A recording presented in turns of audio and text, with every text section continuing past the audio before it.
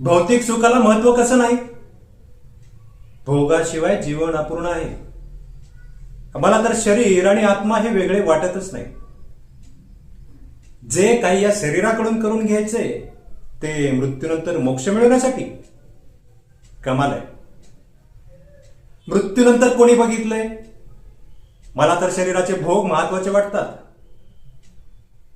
अरे निर्मात्याने तर हे शरीर सर्व सुख उपभोगण्यासाठीच तर दिले ना. धर्मस्मृतीत तर सर्व सुख ही मृत्यूनंतरच आहे असं सांगितलंय. मग जर मेल्यानंतर स्वर्गात जाऊन सुख मिळणार असेल तर मग हे जीवन कशासाठी? आणि समाधानीच राहायचं असेल तर मग ज्ञान घेण्याची व देण्याची उठाठेव कशासाठी? प्रत्येक सुख ऐश्वर सर्व उपभोग मला भोगायचे आहेत.